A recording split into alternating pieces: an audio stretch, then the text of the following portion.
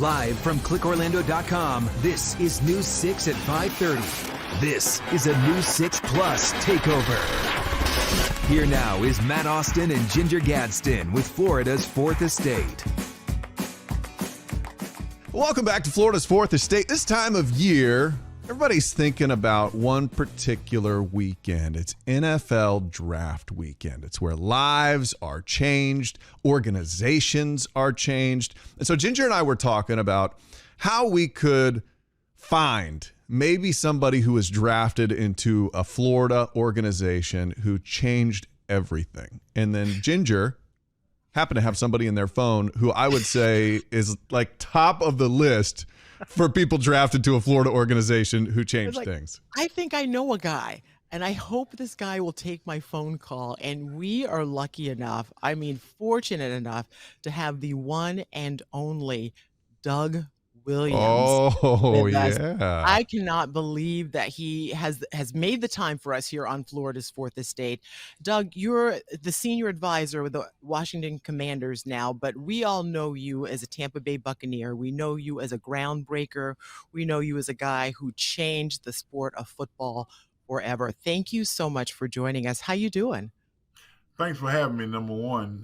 Doing good, doing well, as long as I'm around football, see all these young guys come in, especially the last few weeks, the young guys, the 30 visits that the team has, get a chance to meet all these guys, man, and think about, when my day was back in, 45 years or so ago, and see these young guys coming here now doing these interviews. It's a good feeling. Yeah, and what do you look forward to most around this time of year? Like when you see those guys come in, it's like new blood. Can you tell right away? Well, you know what? You get a chance to meet them up close in person. You find out where they're from, the school they went to, position they played, and just talk to them a little bit. They're trying to get a feel about who you're talking to. You never know where they're going as far as getting drafted, but they're visiting your team at this particular time. And you would like to keep them all in here if you could, but at the same time, they get a chance to go to a lot of other organizations to see what it's all about and understand what's at stake. But it's a time where whatever position they play, that the coaches who coaches those positions get a chance to just talk to them about football and life and their home life and who they are as a person. I think it's a good time of the year. Very cool time of the year, Doug. And I know a lot of people were talking about you during a certain big game. The Super Bowl came, and for the first time ever, there were two black quarterbacks playing each other in the Super Bowl. I heard your name a lot on pretty much every broadcast as the first black quarterback to win a Super Bowl. What was it like seeing that game all these years later and that finally happening? During that time, I got a lot of calls. I did a lot of interviews. And that's probably why you heard my name a lot. It was one of those. It was a good and a bad feeling when you realize that Patrick punched his ticket to the Super Bowl, and Jalen had already punched his, and you realize, being myself, 35 years before that, I was the first black quarterback to play in that game, and now here we have two black quarterbacks to play in the biggest game of the year. Kind of like Tony Dungy and Lovie Smith, the two black coaches. You get that feeling that history is being made. But at the same time, for me, we're talking 35 years from the time I played in it until this year. I look at that as one thing, as a historical moment. But I also got to look at the NFL as a whole. And the NFL been around over 100 years, and it took 60-some years for the first quarterback to play in the Super Bowl. It remind me of the players that played that position before me, who had the talent to play the position but were denied the opportunity. And that's the first thing I thought about before I, started celebrating those two guys in the Super Bowl. Yeah, that's pretty heavy, Doug, to have that realization. And then, for a moment that should be just overjoyed for everyone, right? But then when you realize that it's happening and that you really paved the way for that to happen, because what do you think has changed? Because before there was the NFL had a problem with even having someone like you in that position. And then once you got a shot, you just busted the door down for everyone else. I think I was lucky enough to go to an organization in Tampa with a coach who race wasn't important to him. It was about the player. He had played a black quarterback back in 1968 in Jimmy Jones. So I think Coach McKay and Joe Gibbs, who was on that staff my rookie year, and you think about those guys, and you realize that it wasn't about color. They gave me an opportunity, and it was my job to take advantage of it. And I think what has transpired since that time, I think the mentality and the thinking of general managers and head coaches and the ownership has shifted a little bit to, hey, let's get the best guy possible to play this position. And there's no doubt in my mind, the two guys that played in the Super Bowl this year was two of the better quarterbacks in the National Football League.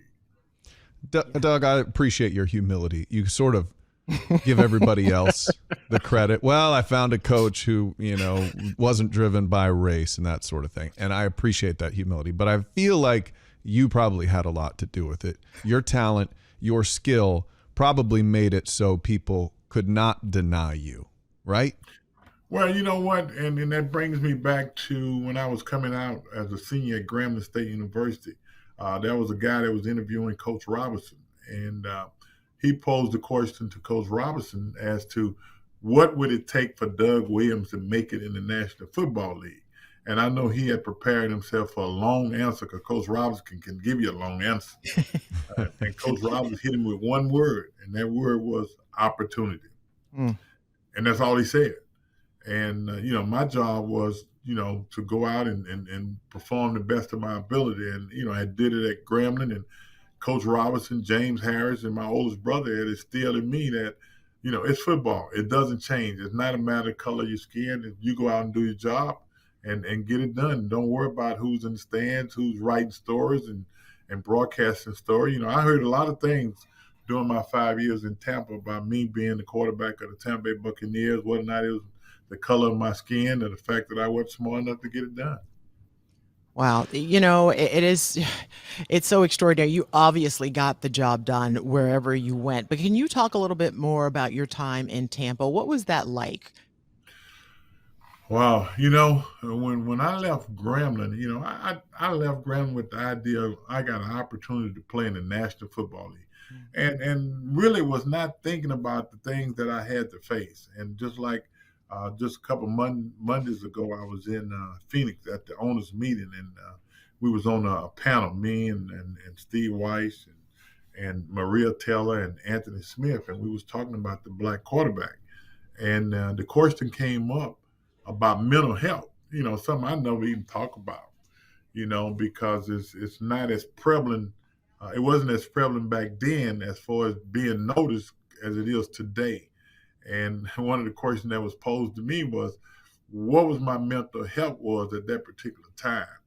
And it was so shocking because, I never told anybody about me, because during that time, it was a tough situation. And I was lucky enough to have Eddie Robinson, my oldest brother Robert, and James Harris to call and talk to just about every night about the stuff that was happening and what I was going through, and and how people looked at me and stuff. And they the one who kept me in a straight and narrow way of keeping my head up high and in the game. And, until I got to the point that I would say I was a big boy, and I was able to handle it from there and not worry about what people say or what people did or what letter you got and you read and stuff like that. I was able to overcome it. Yeah, you were. So was there one thing, I hear from a lot of athletes who had to deal with some of the racism and stuff that you had to deal with, and there might have been one statement or one thing they read in a letter that really affected them, really motivated them. Did you have that? Stay with Florida's Fourth Estate as Doug Williams explains what he got in the mail and how it changed him. More on his transparent story and what it took to rise to the top of his game continues next. Stay with us.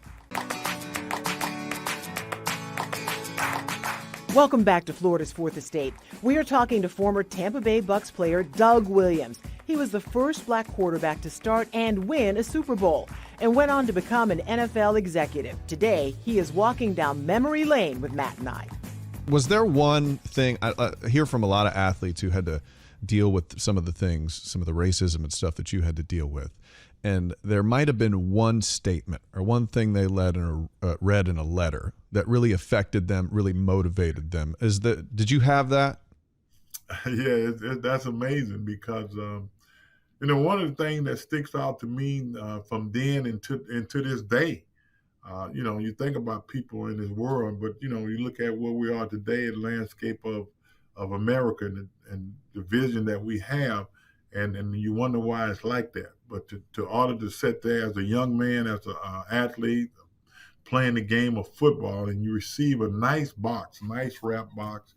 I mean, it was whoever took their time to do whatever, and to open it up, and there's a rotten watermelon in it, and a letter that accompanied it, and it says, "Throw this to the end. They probably could catch this." And that was something that would always stick with me, and I always remember it. And there was no return address or anything. And from that day on, any letter that I got without a return address, I did not open it. I just threw it in the trash can. Wow. Okay. I don't think I've ever heard that story before, but of course they're not going to have a return address because those people are cowards. Yeah. That's what they are. But I feel like when somebody does something like that to someone like you, that is even more motivation to go out and perform beyond even your expectations. Did that motivate you?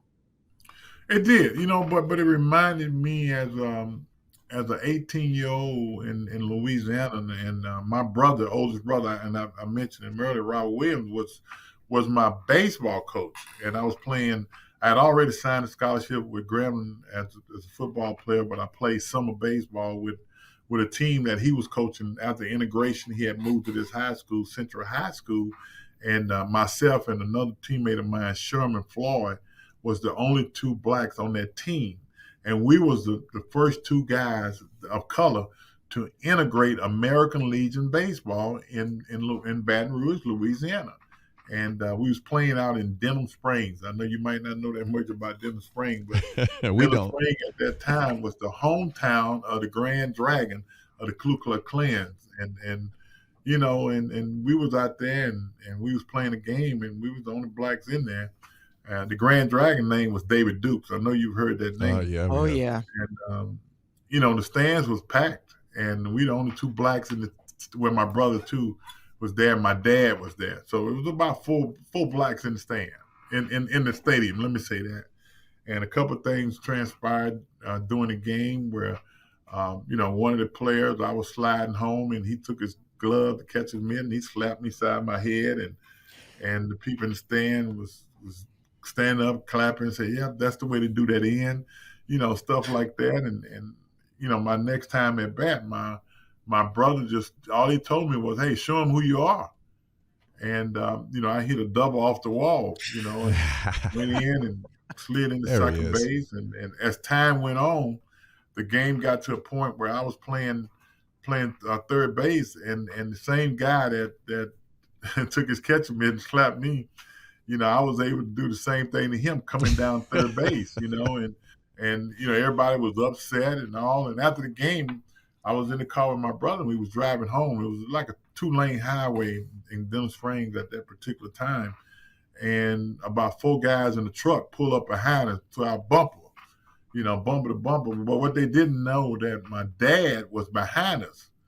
And at that time, my dad got on their bumper. So we had him sandwiched in between us. Oh, my God. And all of a sudden, they just ran off the road, because they realized what was going on. But, it's just stuff like that you remember, forget, and you just live with it. I regret and hate that you went through all those hard times and had to go through what you went through, but it made you the player and the man you are today. What would you change if you could go back and change anything that got you to where you are right now? What would that be?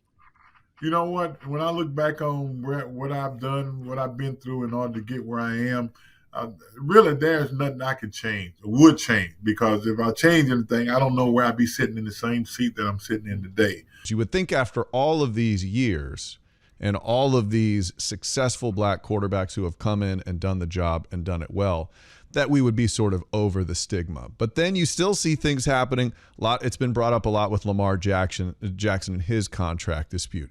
Jalen Hurts, nobody thought he would come in and be a quarterback who would do what he has done. Do we still have a long ways to go in this? Do you feel that? I think we've come a long ways. There's no doubt about that, but I think we got ways to go. And I look at it from more than one different direction. I look at it from the player standpoint. I do believe in the National Football League. Like this past season, we started 11 black quarterbacks in the league. And you look at this year's draft, the top 3 guys, top 4 guys, 5, with Hooker and the three guys that are consensus top 3.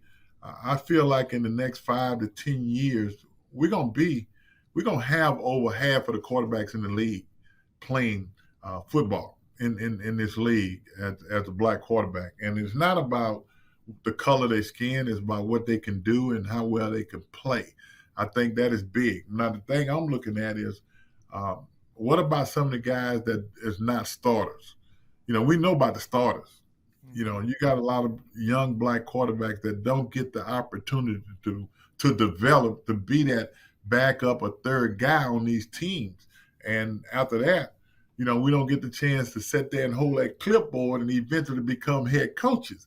See, those are things that are missing that I look at that I hope get better down the road. Yeah, and it's thanks to you that a lot of that is happening too, even though you don't want to take credit for it or think that you had a whole lot to do with it. But you showed the world exactly what you were made of, and I think it gave other people opportunity to say, okay, let's see what we can accomplish here.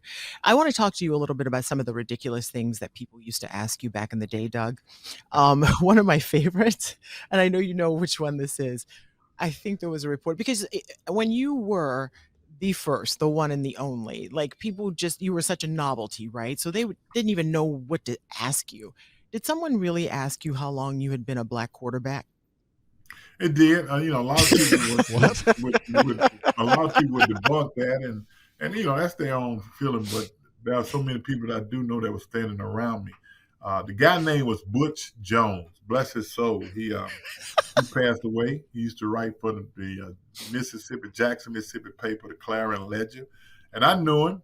And I think what happened with Butch, and that's how I answered this question. I think what happened with him, he was in such a rush to get the question in because so many people were standing around, and he didn't put exactly what he wanted to put on it. He just immediately just came and said, how long he's been a black quarterback? And I knew what he meant because he knew I went to Grambling. And I said, well, just as long as I've been playing the pro, because when I was at Grambling, I was just a quarterback. And then and that was understood, But Butch, before he passed away, he called me. We had a good conversation, and he apologized to me by saying that he's sorry that he asked that question the way it came out, but he appreciated the way I answered it because I didn't try to embarrass him or anything like that. I tried to answer it gracefully, and I did, because I knew exactly where he was coming from. I can't think of a better answer in that situation. At Grambling, I was just a quarterback. That is perfect. What a great ambassador to the game. Doug Williams. Where I know you won your Super Bowl with Washington. I know you work there now, but we always claim you. You're a Buccaneer. For sure. In Florida, we don't even know about all that. I'll never forget Tampa because, that's where I got my start at. And, if you had told me that I would have been out of Tampa after 5 years, I would have told you was lying because, I couldn't think of a better place to be and a better team to be on. I had so many teammates that were just like brothers to me. Just this morning, Jimmy Giles and myself, we was on the phone talking. That's a friendship that I made in 1978, and that's still a close friendship with me, And there's so many guys that I play with that is just like brothers, man. You can't get that. And that's what Tampa gave me when I first stepped into the league and made me understand what this was all about. Thank you for everything you've done for not just the sport, but for just us in general. I appreciate it. Well, thanks for having me. Appreciate you. And thank you for watching Florida's Fourth Estate. You can download it from wherever you listen to podcasts or watch anytime on News 6 Plus.